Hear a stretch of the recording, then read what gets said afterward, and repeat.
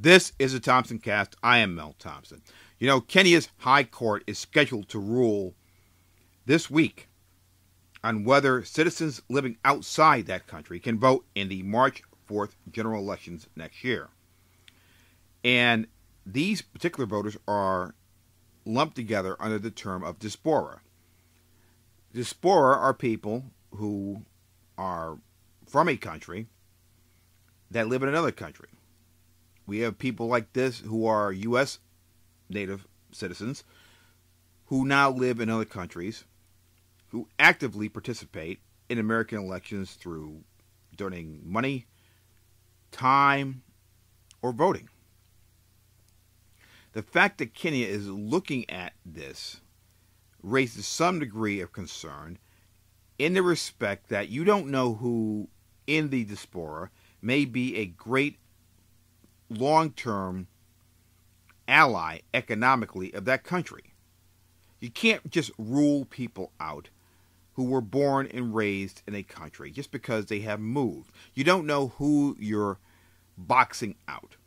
Kenya basically is going to possibly lose people who, if they ever decided to do something positive in Kenya, down the road, once they are more established, are going to look at this and say, well, they won't let me vote.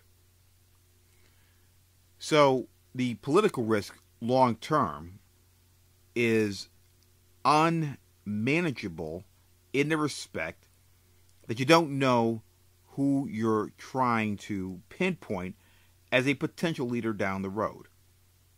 And for this reason, the policy and the concept of just eliminating people as potential voters and taking away a portion of what they consider their birthright is a political risk and a mistake on the part of Kenya. One that is so egregious, in my opinion, that I cannot imagine how long-term it's not going to impact the country. This is also an opening to other policies that try to hang out a shingle that says, do not enter if you have left. Even if you were born here, you can't vote here. It is very fortunate to live in a country, as I do in the United States, where this is not the case. Kenya is a growth opportunity for foreign direct investment. It is a great opportunity. There are a lot of problems, which is true. However, none are long-term in the respect that they can't be diagnosed, pinpointed, and maybe altered. This is something that is so obvious that the foreign direct investor will have to hedge their bets against future policy changes due to changes in government based upon the fact that a swath of society in Kenya is never going to come back, never going to contribute.